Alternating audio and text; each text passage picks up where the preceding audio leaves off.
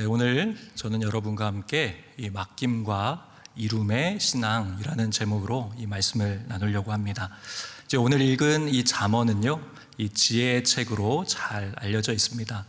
이제 새해가 시작이 되었기 때문에 이제 다시 말씀을 일독하고 또 하나님의 말씀을 깊이 묵상하는 이 한 해가 되기를 위해서 이런 신앙적 결단을 하셨을 텐데, 이제 그 중에 이 잠언이라고 하는 이 구약 성경의 이 말씀은 우리에게 굉장히 소중하고 또 중요한 말씀이 됩니다. 이 잠언이 이 31장으로 되어 있거든요. 그러니까 이 하루에 성경을 또 읽어 나가면서 잠언을 한 장씩 읽으면 이 한 달에 한 번씩은 이 잠언을 읽을 수 있는 거죠. 30일이나 31일 이렇게 있기 때문에 하루에 한 장씩 읽으면 이 잠언은 하루에 한 번씩 통독할 수 있는 아주 좋은 그런 장이 됩니다. 그런데 오늘 읽은 이 16장의 말씀은 잠언 31장 중에 딱 정가운데에 있는 그런 말씀입니다. 이 잠언 31장 중에 16장 그 중앙에 있는 말씀인데, 마치 오늘 읽은 이 말씀은 이 반지를 보면은 이 동그란 링으로 되어 있잖아요. 그 링의 가운데, 딱 정가운데에는 그 반지를 대표하는 보석이 딱 박혀 있습니다. 이제 그것처럼 오늘 읽은 이 말씀이 이 지혜의 원천과 이 보고가 되는 아주 중요한 이 잠언의 엑기스와 같은 가장 본질적이고 핵심적인 지혜와 명철과 총명의 말씀이 오늘 이 잠언 16장 이 중간에 가운데에 박혀 있다는 것이죠. 오늘 이 자리에 함께하고 계시는 우리 영락의 성도님들께서 바로 이 하나님이 주시는 그 지혜와 총명과 명철, 하나님이 이 새해 2025년도에 우리 영락교회에 주시는, 우리 가정에 주시는, 우리 기업에 주시는 우리 각자를 향한 그 하나님의 놀랍고 위대한 그 지혜를 경험할 수 있는 시간이 되기를 간절히 소망합니다. 오늘 먼저 1절의 말씀을 다시 한번 읽어드립니다. 마음의 경영은 사람에게 있어도 말의 응답은 여호와께로부터 나오느니라. 이 말씀을 보게 되면 이 말씀 안에 너무너무 중요한 말씀이 들어있죠. 그런데 이 말씀을 두 부분으로 나누어서 생각해 볼 수 있습니다. 가장 먼저는 사람이 할 일이 있고 하나님이 하실 일이 있다, 이렇게 두 부분으로 나눌 수 있다는 것이죠. 먼저 그렇다면은 이 사람이 해야 될 일이 무엇인가? 이 1절 상반절 말씀을 제가 다시 한번 읽어드립니다. 마음의 경영은 사람에게 있어도, 이것이 바로 우리가 해야 될 일, 사람이 해야 될 일이다라는 것입니다. 이 잠언 말씀을 쭉 보다 보면 이 잠언은 우리의 마음에 대해서 이야기를 하고 있죠. 이 가장 핵심적인 말씀 중에 하나가 마음과 관련된 이 잠언 4장 23절의 말씀을 보면은 이렇게 되어 있습니다. 모든 지킬 만한 것 중에 더욱 내 마음을 지키라. 생명의 근원이 이에서 남이라. 잠언은 우리의 마음을 잘 지켜라. 그래도 이 말씀이 정말 맞는 것이 아닌 게 아니라 우리의 마음이 늘 전쟁터 아닙니까? 이 영적인 전쟁이 이루어지는 곳이 바로 늘 우리의 마음이죠. 그런데 이 잠언에서는 그 마음을 잘 지켜야 된다. 왜냐하면 우리의 마음에 생사가 달려있기 때문에, 생명의 근원이 우리 마음에서 나기 때문에 마음을 잘 지키라고 이야기를 합니다. 그런데 이것이 끝이 아니라 이제 오늘 말씀으로 들어가게 되면 아까 그 1절 상반절에 마음을 경영하라고 이렇게 되어 있어요. 잠언에서는 우리의 마음을 첫째 지켜라, 그리고 두 번째 우리의 마음을 경영하라, 이렇게 이야기를 하고 있는 것이죠. 여기서 마음을 이 경험한다, 경영하라, 이것이 어떤 의미인가? 이것은요, 이 창조 신학적인 입장에서 이것은 하나님이 우리 모든 이들에게 주신 일반 섭리 또는 일반 은총의 영역 안에서 해석이 될 수 있습니다.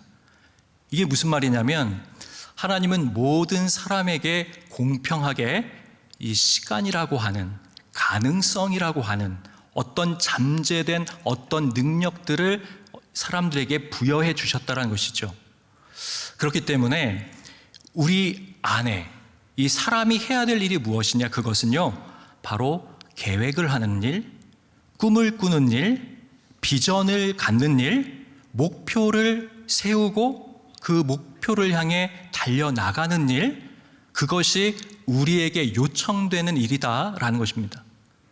하나님께서는 바로 우리들에게 바로 그런 비전과 꿈을 갖기를 원하시고 또 목적을 세우기를 원하시고 목표를 바라보며 표대를 향해 나아가기를 원하시고 이 마음에 우리의 플래닝, 우리의 계획을 가지고 우리가 나아가기를 원하시는 것이죠.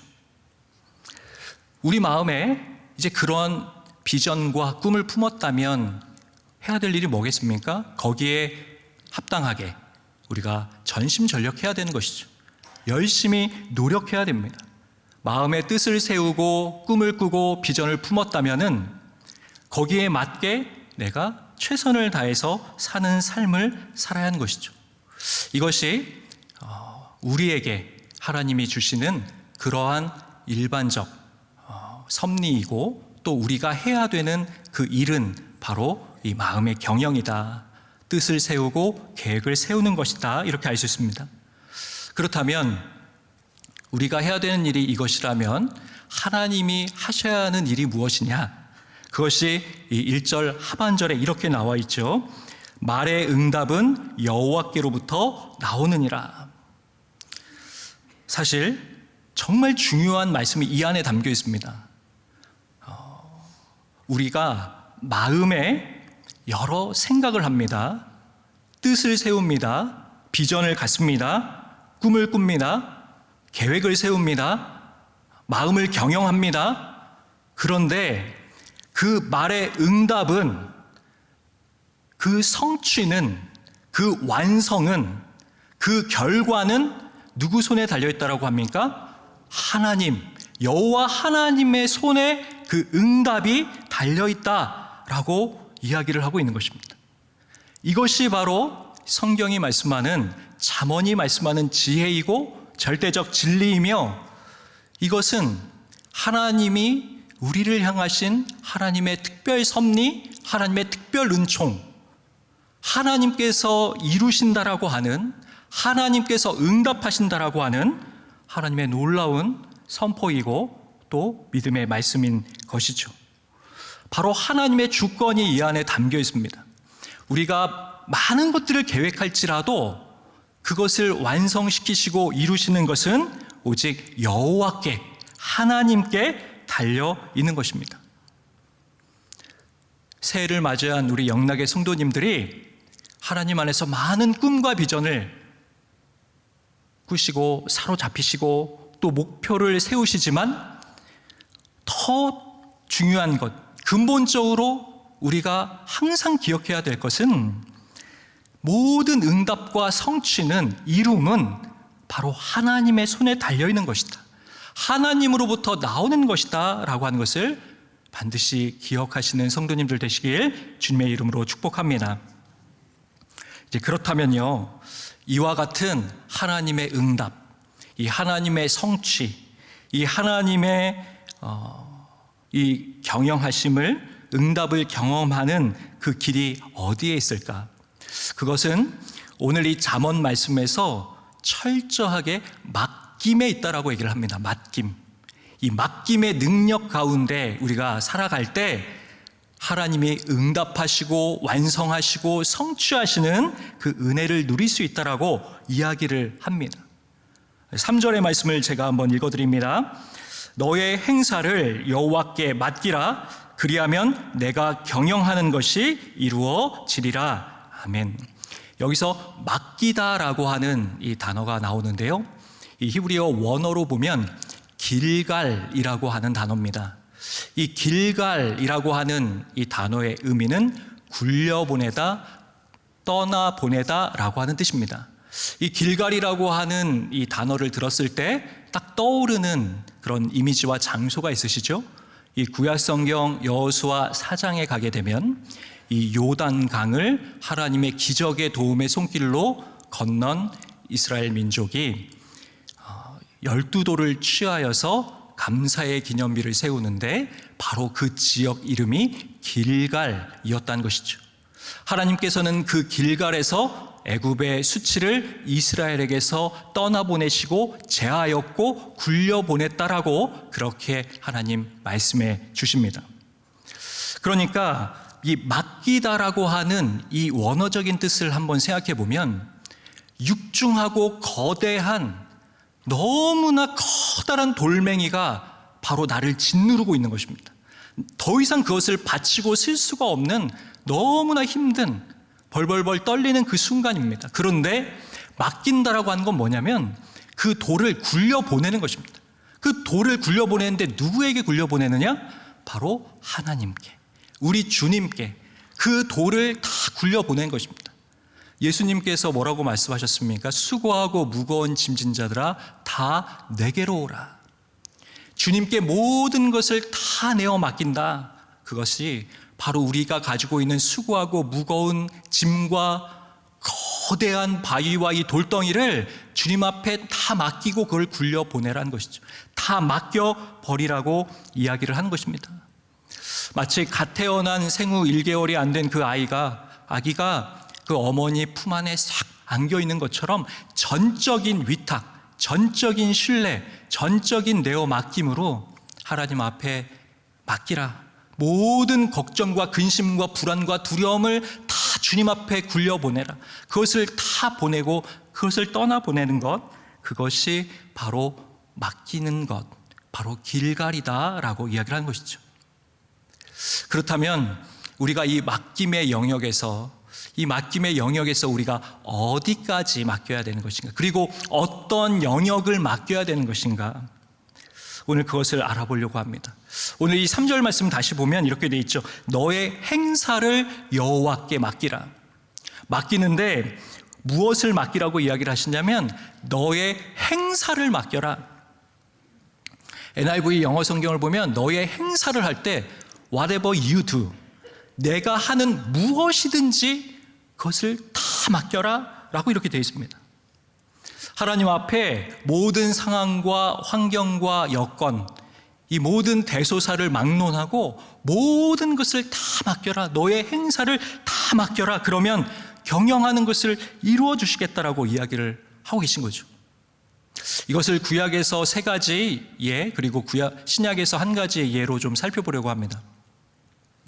먼저 이 출애굽기 2장에 보면요, 이 갓 태어난 이 모세의 이야기가 나오죠. 이 신약에서도 대학살이 있었습니다.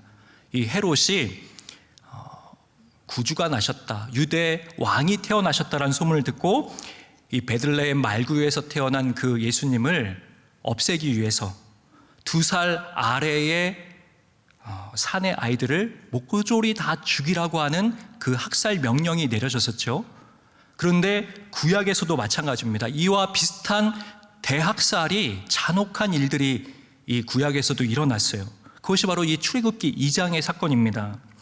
이 애굽의 바로 왕이 날마다 강성해지는 이 히브리 민족들, 그 노예들의 번식과 증가와 강성함을 막기 위해서 남자아이를 낳으면 죽이도록 만든 거예요. 그때 태어난 아이가 모세였습니다. 부모가 석 달간은 숨겨서 키웠어요. 그러나 채 100일이 되지 못해서 더 이상 이 아이를 숨길 수 없었기에 어떻게 합니까? 갈대 상자를 만들어서 나일 강가에 바로 100일도 안 된 이 아기를 바로 띄우는 것이죠. 그때 어떻게 됩니까? 목욕하러 나왔었던 바로의 딸이 그 갈대 상자를 발견하고 그의 이름을 모세, 물에서 건진 자라고 이름을 짓고 그를 양육하고 훈련시키게 되죠. 이것이 무엇입니까? 이 시대로 이것을 적용해서 생각해 보면 이 시대의 암울함, 도대체 어떻게 살아야 될지 모르는 죽음이 만연하고 전쟁과 공포와 이 두려움 가운데, 사회 정치적인 억압과 압박 가운데 어떻게 살아야 될지 모르는 그 순간이지만 갈대상자에 나일강에 그것을 띄운 것처럼 하나님께 우리의 전 인생을 송두리째 맡겨드리면 하나님이 그 일을 풀어나가 주시고 구원해 주시고 하나님의 손 가운데, 하나님의 섭리 가운데 그 뜻이 이루어지게 되는 것입니다. 다음으로 이 룻기 시대로 한번 가보려고 합니다. 이 룻기 시대로 가면은 극심한 기근과 흉년이 오죠. 그런데 아주 불행한 개인사, 이 가정사가 하나 나옵니다. 이 이방 여인 룻이 이제 주인공이긴 하지만은 그의 시어머니 이 나오미가 바로 이 불행한 여인의 대명사 주인공인데, 그의 남편 엘리멜렉이 죽습니다. 그리고 두 아들 말론과 기론도 죽습니다. 계속 죽는 거죠. 결국 나오미 혼자 남게 되고 며느리 둘만 남게 됩니다. 나오미는 며느리들을 보고 다 각자 제 갈 길을 가라고 이야기를 하죠. 그때 이 룻의, 이 며느리의 응답이 무엇이었는가? 룻기 1장 16절 이렇게 룻이 이야기합니다. 읽어드립니다. 룻이 이르되 내게 어머니를 떠나며 어머니를 따르지 말고 돌아가라. 강권하지 마옵소서. 어머니께서 가시는 곳에 나도 가고 어머니께서 머무시는 곳에서 나도 머물겠나이다. 어머니의 백성이 나의 백성이 되고 어머니의 하나님이 나의 하나님이 되시리니. 오갈 데 없는 이 나오미의 처지, 남편도 죽고 큰아들도 죽고 작은아들도 죽고 이 세상에 덩그러니 혼자만 남은 것 같은 극심한 고독과 외로움과 절망의 그 상태 가운데 모두를 다 떠나라고 말했지만은 룻이 나는 어머니 당신을 떠나지 않습니다. 바로 어머니가 머무시는 곳에 나도 머물 것이며 어머니의 하나님이 나의 하나님이 될 것입니다. 모든 것을 하나님의 손에 맡기고 나는 어머니를 따르겠습니다. 그렇게 고백을 한 거죠. 그때 룻에게 어떤 일이 일어납니까? 보아스를 만나게 되고 결국 그를 통해서 오벳을 낳게 됩니다. 오벳은 바로 다윗의 할아버지가 되죠. 그럼으로써 모압 여인이었던, 이방 여인이었던 룻은 메시아 가문의 족보에 들어가게 되는 영광 가운데 참여하게 됩니다. 이 룻을 보면서 알게 되는 사실은 우리 가정에 말할 수 없는 여러 가지 어려운 일들이 있습니다. 누군가가 사랑하는 소중한 사람이 나보다 먼저 세상을 떠나게 되고요.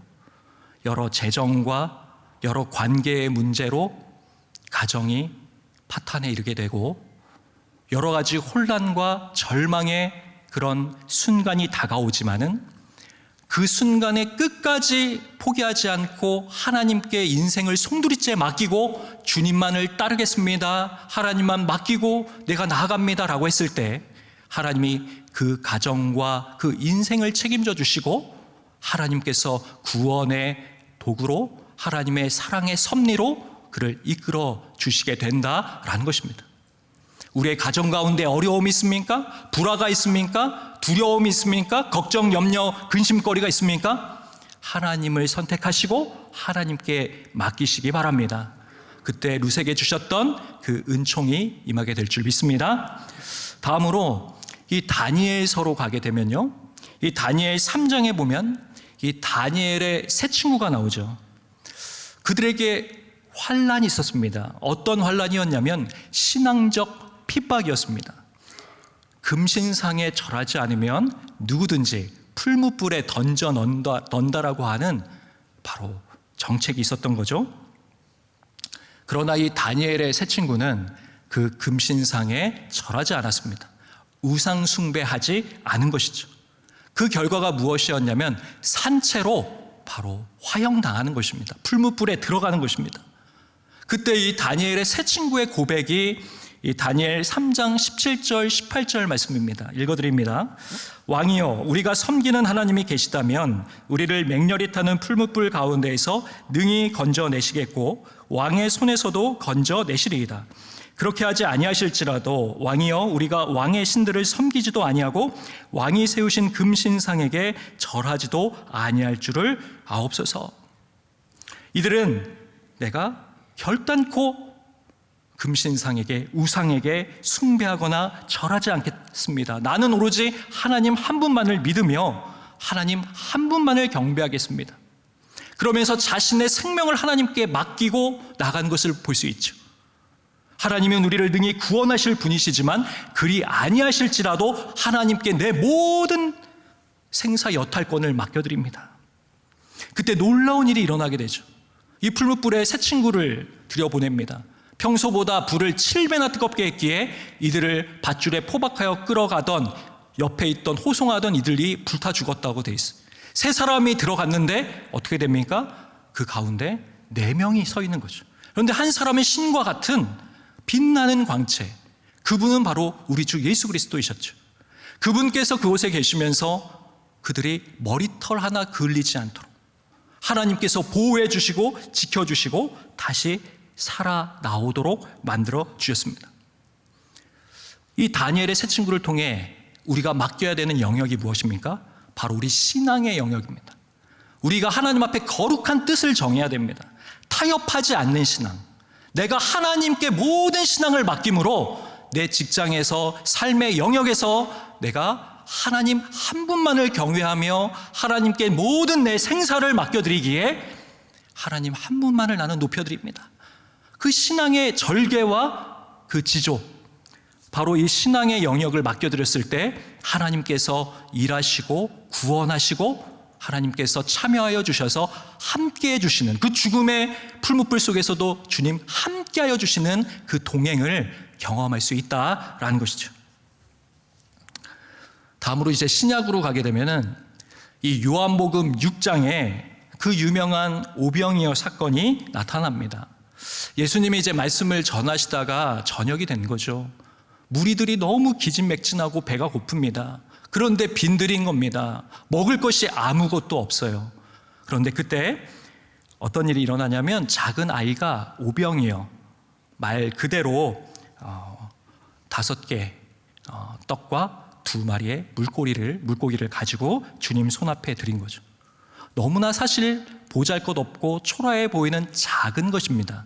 그런데 그것을 하나님 우리 주 예수 그리스도께 맡겨드렸을 때, 그것을 주님의 손에 올려드렸을 때 주님이 하늘을 우러러 축사하셔서 이것을 감사 기도를 하신 것이죠. 그때 어떤 일이 일어납니까? 남자만 5,000명, 그들이 배불리 먹었고 12광주리가 남는 하나님의 놀라운 역사가 일어나게 됩니다. 잘 보십시오. 우리 삶의 영역에 의식주의 문제가 있습니다.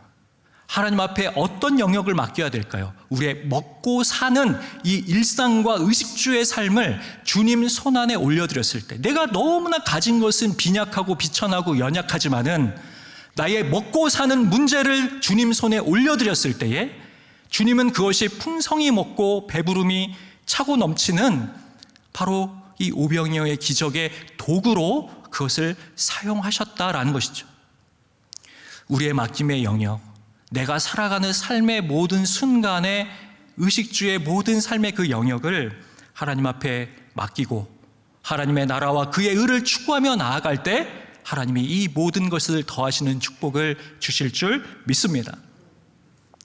이것이 바로 너의 행사를 여호와께 맡기라, 그 말씀의 의미입니다. 무슨 영역을 맡기라고요? 정치, 사회, 억압적이고 죽음의 공포가 도사리고 있는 이 모든 세상의 모든 영역을 맡기고, 가정사, 우리의 말 못할 우리의 가정의 파탄과 우리 가정의 불안하고 두려운 현실과 미래를 주님께 맡기고, 우리 신앙의 절개를 지키며 이 모든 신앙의 영역을 하나님 앞에 맡겨드림으로 하나님께서 이 나의 믿음을 지켜주시고 나의 이 작은 믿음을 통해 주의 교회가 세워질 수 있도록, 든든히 세워질 수 있도록 하나님 앞에 우리의 신앙을 맡기고, 우리의 먹고 사는 실제적인 의식주의 그 문제 또한 하나님 앞에 맡겨드리고 그 손에 올려드렸을 때 하나님이 경영하는 모든 것을 이루어 주실 줄 믿습니다. 그렇다면 다음으로 또 오늘 이 잠언 16장의 말씀을 통해 우리에게 무엇을 맡기라고 또 말씀하시는가? 주님은 우리에게 인간 관계를 맡겨야 된다, 오늘 또 이렇게 말씀하십니다. 제가 4절의 말씀을 한번 읽어드립니다. 여호와께서 온갖 것을 그 쓰임에 적당하게 지으셨나니 악인도 악한 날에 적당하게 하셨느니라. 우리가 이렇게 살아가다 보면요, 원치 않았는데 누군가의 관계가 자꾸 어긋나는 것을 경험하게 됩니다. 그리고 오해가 쌓이고요, 그러다가 불통이 되고요, 그러다 보니까 서로 금이 가게 되고요, 그 다음엔 얼굴도 안 보게 되고요, 무슨 말만 하면 서로 분노하게 되고요, 관계가 산산조각 나는 그런 인간관계의 깨어짐을 경험하게 되죠. 뿐만 아니라 우리의 삶의 자리로 들어가 보면 왜 이 사람은 나를 이렇게 학대하고 나를 이렇게 폄하하고 왜 나를 이렇게 이간질하고 나를 괴롭히는지, 내 인생의 방해자, 회방꾼, 그리고 악인이라고 부를 수밖에 없는 너무나 악한 이들이 득실득실하는 것과 같은 그런 세상 살이를 우리가 하게 된다는 것이죠. 그런데 문제는 뭐냐면은 이것을 어떻게든 좀 풀어보려고 하면은 어떻게 되느냐?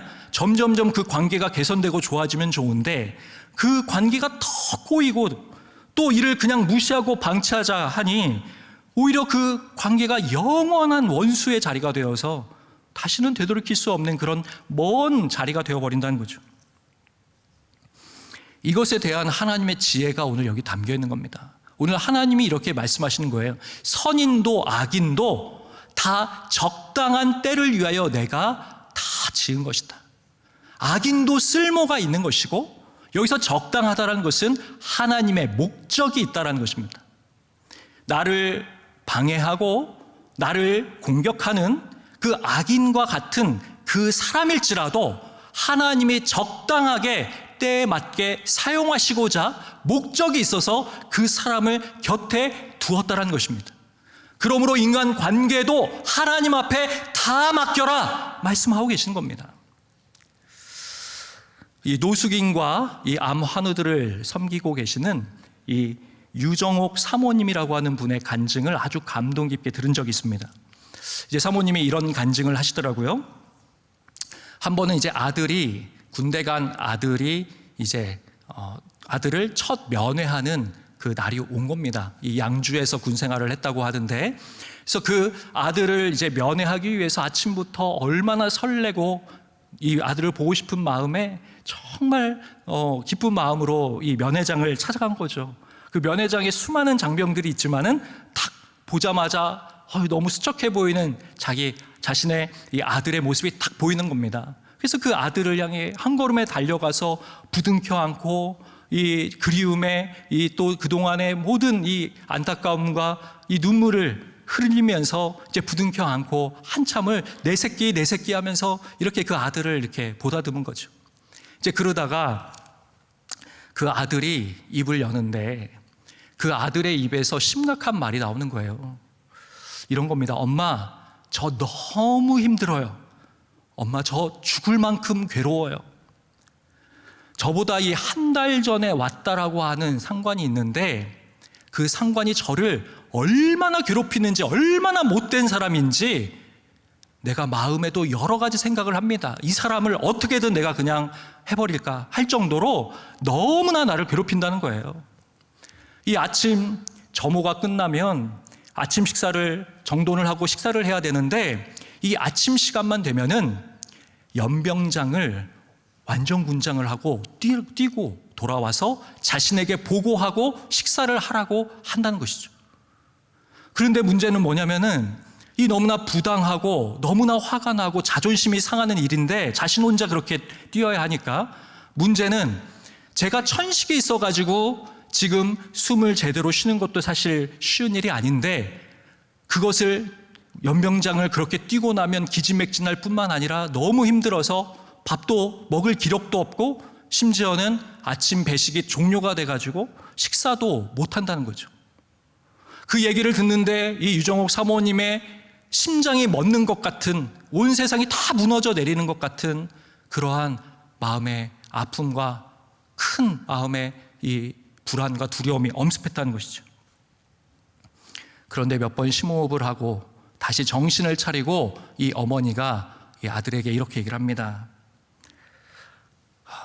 그 상관이 자기가 쫄병일 때보다 네가 너무 편해 보이니까 그렇게 하는 것 같아.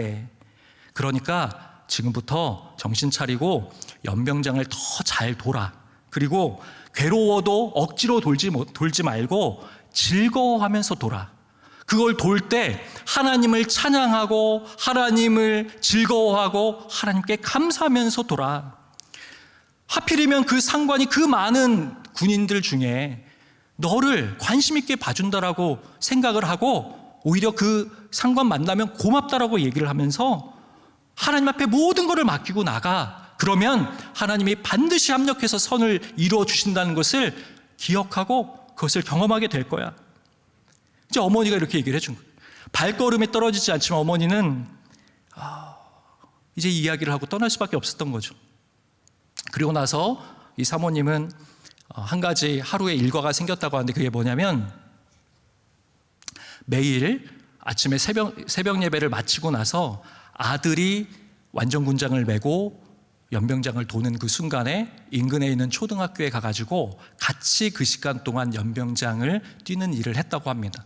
그러면서 하나님 손에 이것을 맡겨드립니다. 하나님, 이 상황을 올려드립니다. 하나님만을 향한 그 기도를 하면서 눈물로 연병장을 같이 그 시간대에 어머니가 돈 거죠.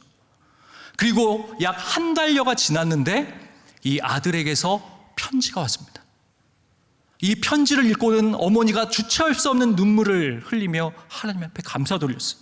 그 편지 내용이 이렇습니다. 어머니, 저는 오늘에서야 하나님이 어떤 하나님이신지, 우리가 맡기고 나갔을 때 임하신 하나님의 축복이 무엇인지를 경험하게 됐습니다. 그동안 연병장을 뛰면서 화가 나고 자존심이 상하고 그날로 단번에 끝장을 낼 생각까지 했습니다. 그런데 오늘 완전군장을 하고 구보를 하면서 저는 엉엉 울고 말았습니다. 지난번 구보할 때는 천식으로 숨이 막혀 뛰지 못하고 쓰러졌는데 오늘은 아무렇지도 않게 거뜬히 다 뛸 수 있었습니다. 하나님께서 그 상관을 통해서 저의 지병인 천식을 다 고쳐주신 것입니다. 꾸준히 그 연병장을 돌다 보니까 천식이 다 나아버린 거예요. 그 상관이 너무 고마워서 고맙다고 격려를 했더니 의아한 표정을 지으면서 내일부터는 뛰지 말라는 것입니다. 어머니, 내일부터는 저 스스로 뛰겠습니다. 어머님께 이 기쁨을 할렐루야 소리쳐 보내드립니다. 하나님 앞에 모든 이것을 맡기고 나갔을 때 하나님이 일하심을 경험하게 된 거죠. 악인도 적당한 때에 하나님의 목적을 위하여 지으셨기에 모든 인간관계도 하나님 앞에 맡기고 나아가면은 하나님이 이루신다라는 것을 보여주는 겁니다. 이와 관련해서 한 가지 더 우리에게 영적인 지혜를 주시는데 인간관계에 대한 이 7절에 이런 말씀이 있습니다. 7절을 한번 읽어드립니다. 사람의 행위가 여호와를 기쁘시게 하면 그 사람의 원수라도 그와 더불어 화목하게 하시느니라. 이 말씀을 제가 깊이 묵상했습니다. 이 말씀은 굉장히 신비한 말씀이에요. 굉장히 깊은 의미가 있는 말씀입니다. 우리는 인간관계에 문제가 생겼을 때 특별히 원수와의 문제에 있어서 우리는 어떻게 합니까? 사람 대 사람으로 그것을 해결하려고 합니다. 만약에 우리의 신앙이 조금 좋다면 분명히 주님이 원수를 사랑하라고 하셨기에 그를 사랑하기 위한 여러 가지 노력들을 할 것입니다. 그런데 그 결과는 번번이 실패이죠. 이해 안 되는구나. 어떻게 하라는 말인가? 그런데 오늘 말씀은 아주 신비한 영적인 솔루션을 주고 있어요. 그게 뭐냐? 만약에 사람의 행위가 여호와를 기쁘시게 하면은 그 사람의 원수라도 그와 더불어 화목하게 한다. 원수의 문제를 내가 해결하려고 하는 것이 아니라 내가 하나님을 기뻐하시는 행위를 하면, 그 삶을 살면, 그 존재가 되면 하나님이 원수와의 관계를 화목하게 해주신다. 놀라운 말씀입니다. 내가 원수와의 관계를 개선하고 용서하고 화해를 내가 만들어내는 것이 아니라 내가 그냥 하나님을 기뻐하게만 하시는 경외의 삶, 하나님 인정하시는 경건의 삶, 거룩의 삶, 말씀의 삶, 기도의 삶, 성령의 삶을 살아가면은 하나님이 그 관계를 바꾸신다. 평화롭게, 화목하게 개선시켜 주신다. 이것이 잠언이 말씀하고 있는 지혜입니다. 하나님께서 하신다. 맡기면 하나님이 하신다. 오늘 이 잠언의 말씀에서 하나님께서는 인간관계를 맡기라 이렇게 말씀을 해주고 계신 겁니다. 이제 마지막으로 세 번째로 우리가 무엇을 맡겨야 하는가? 그것은 우리의 재정권, 우리의 물질을 하나님 앞에 온전히 맡겨드려야 됩니다. 이 8절의 말씀을 읽어드립니다.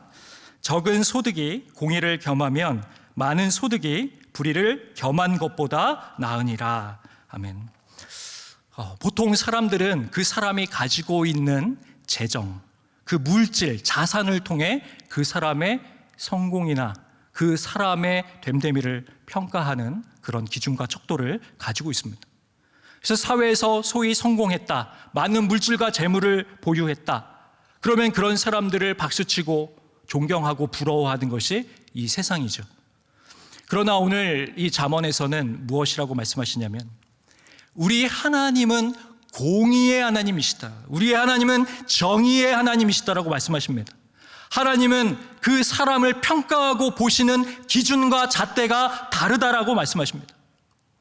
비록 그 사람이 궁핍해 보일지라도, 겉모습은 초라해 보일지라도, 실제적인 재정 상태는 넉넉하지 않더라도, 회사에서 벌어오는 월급이 적은 소득이라 할지라도 그 사람이 하나님 보실 때 공의의 방법을 따라 하나님이 원하시는 말씀의 기준에 따라 그 재정을 모으고 그 재정을 사용하고 흘려보낸다면 하나님은 그 사람을 축복해 주시고 그 사람의 기도를 들어주시고 그 사람의 간절한 소원을 이루어 주시겠다라고 말씀하시는 겁니다.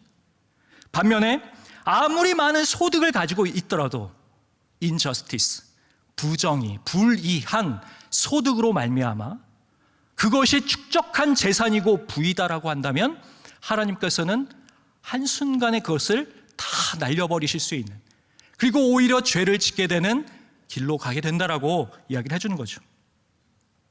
창세기 4장의 가인과 아벨을 기억할 필요가 있습니다. 아벨은 양치는 자였고 가인은 바로 곡식으로 이렇게 농사짓는 자였죠. 하나님 앞에 아벨이 새끼 양과 또 그 기름으로 올려드리고, 그 다음에 가인은 땅에 또 소산으로 곡식으로 하나님 앞에 올려드립니다. 그런데 하나님은 아벨의 제사는 받으셨지만 바로 가인의 제사는 받지 않으셨죠. 착각하면 안 되는 것이 하나님이 받으시는 제사가 예물의 문제가 아니었다는 것입니다. 하나님이 양의 첫 새끼라서 받았고 곡식이라 받지 않으신 것이 아니라 왜 아벨의 제사만 받으셨는가? 그것은 아벨이 공의의 하나님을 알고 그가 의의 길을 걸어서 하나님 앞에 그의 중심과 삶을 드렸기 때문에 받으신 것이죠.